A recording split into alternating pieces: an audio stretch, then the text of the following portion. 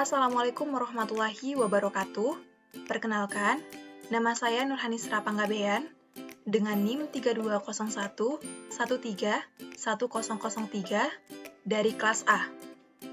Nah, pada kesempatan kali ini, saya akan membahas mengenai teks ulasan. Adapun tujuan saya dalam pembuatan video ini, yaitu untuk pemenuhan salah satu tugas mata kuliah ujian tengah semester Bahasa Indonesia.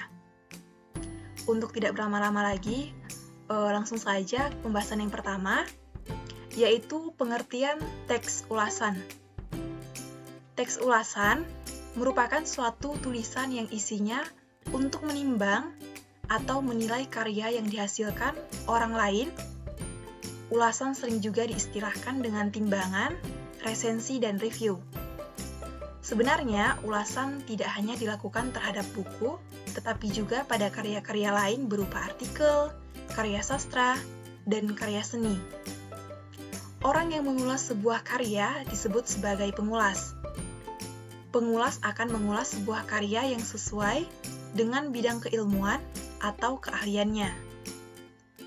Ulasan buku merupakan tulisan yang berisi tentang penilaian, kelebihan dan keunggulan terhadap buku yang diulas.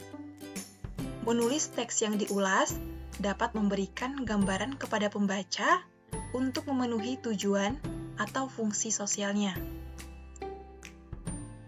Yang kedua, ada ciri-ciri teks ulasan. Teks ulasan memiliki ciri-ciri yang pertama, strukturnya terdiri atas orientasi, tafsiran, evaluasi, dan rangkuman. Yang kedua, memuat informasi berdasarkan pandangan atau opini penulis mengenai suatu karya atau produk. Dan yang ketiga, opininya berdasarkan fakta yang diinterpretasikan. Nah, adapun tujuan penulisan teks ulasan, yang pertama, menyediakan informasi komprehensif atau menyeluruh tentang sebuah karya. Hal ini menunjukkan bahwa sebuah ulasan harus menganalisis sebuah karya secara menyeluruh, tidak boleh setengah-setengah. Artinya, pengulas harus mengerti keseluruhan dari karya yang diulas. Yang kedua, mempengaruhi penikmat karya untuk memikirkan, merenungkan, dan mendiskusikan lebih jauh fenomena atau problem pada suatu karya.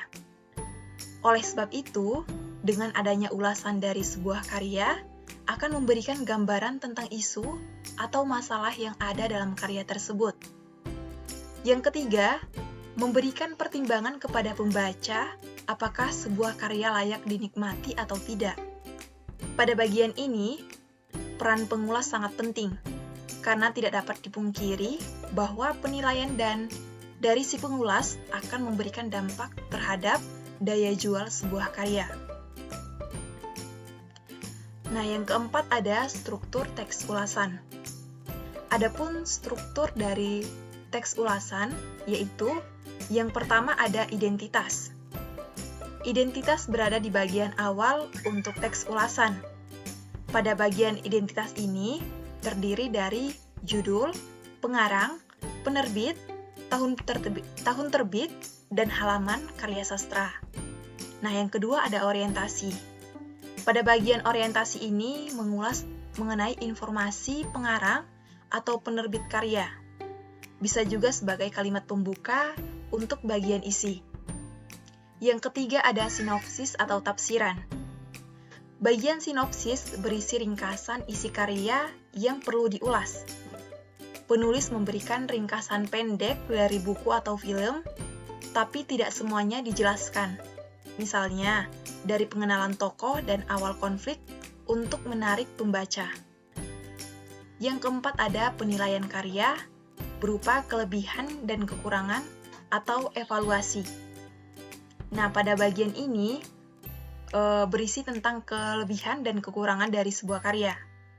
Penulis bisa menjabarkan kalimat lebih banyak dan kekurangan memakai bahasa ringan dan mudah dimengerti. Kelebihan dan kekurangan suatu karya memberikan manfaat bagi pembaca untuk memahami isi bacaan. Yang kelima ada rangkuman atau penutup. Pada bagian rangkuman, memuat komentar si penulis, apakah hasil karya itu memiliki kualitas yang bagus atau tidak untuk dibaca. Nah, adapun langkah-langkah membuat teks ulasan, yang pertama, memilih buku yang diulas. Buku yang hendak diulas sebaiknya sesuai dengan minat dan keahlian si pengulas. Apabila sesuai dengan minat dan keahlian, maka akan memudahkan dalam membuat ulasan. Setelah menentukan buku yang diulas, sebaiknya melakukan penjajakan sekilas terhadap buku yang diulas, meliputi penulisan, penulis, penerbit, dan isi buku. Yang kedua, membaca kritis. Membaca kritis atau komprehensif merupakan bagian penting dalam mengulas buku. Diharapkan si pengulas membaca keseluruhan buku dari awal sampai akhir. Bagian pendahuluan pada buku juga merupakan hal yang sangat penting karena akan memberikan informasi mengenai latar belakang penulisan buku, aliran ilmu yang dianut, tujuan penulisan, dan target pembaca yang diharapkan. Saat kegiatan membaca kritis dapat membuat catatan-catatan kecil yang akan membantu dalam membuat ulasan buku. Yang ketiga, ada membuat ringkasan. Ringkasan buku yang dibuat sebaiknya berdasarkan catatan-catatan yang telah dibuat saat kegiatan membaca kritis. Ringkasan buku yang dibuat dapat mewakili isi buku secara keseluruhan. Ringkasan ini dimasukkan ke dalam bagian tafsiran isi. Yang keempat, menentukan kriteria penilaian. Penilaian yang dilakukan terhadap buku diulas berdasarkan keunggulan dan kelemahannya, baik dari segi bahasa, pembatasan, bahkan kerangka penulisan, sistematika, bobot ide, maupun aspek teknis lainnya. Penetapan kriteria penilaian yang jelas akan membuat penilaian yang dilakukan berimbang. Yang kelima, ada mencari buku pembanding dan referensi untuk rujukan. Mencari buku pembanding dan referensi untuk rujukan buku pembanding yang dijadikan sebagai rujukan akan membuat penilaian terhadap buku yang diulas semakin baik. Buku pembanding haruslah buku yang sejenis. Misalnya, buku yang diulas tentang penulisan laporan, maka buku pembandingnya juga harus tentang penulisan laporan yang ditulis oleh penulis lain atau penulis yang bukunya sedang diulas yang terbitnya telah terbit sebelumnya. Yang keenam, menulis laporan.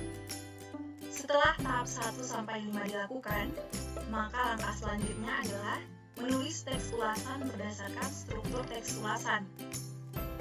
Pada saat menulis resensi harus betul-betul menguasai dan mengetahui isi dan identitas buku yang akan diresensi. Buku tersebut hendaknya dibaca berulang-ulang dan diberi tanda apabila ditemukan hal-hal khusus, misalnya keunggulannya, kelemahannya, isi pokoknya, maupun tentang penggunaan bahasanya. Pemahaman terhadap isi buku dapat membantu kelancaran seseorang presensi dalam menyelesaikan tulisannya. Setelah selesai dalam menulis ulasan, lakukan review sehingga teks ulasan menjadi lebih baik. Review dapat dilakukan oleh diri sendiri maupun orang lain. Nah, langkah-langkah tersebut bukanlah satu-satunya acuan yang digunakan untuk menyusun teks ulasan. Pada dasarnya, langkah-langkah tersebut masih dapat dikembangkan berdasarkan kreativitas sendiri. Sekian penyampaian materi mengenai teks ulasan yang dapat saya sampaikan. Mohon maaf apabila terdapat kesalahan. Saya akhiri dengan mengucap wassalamualaikum warahmatullahi wabarakatuh.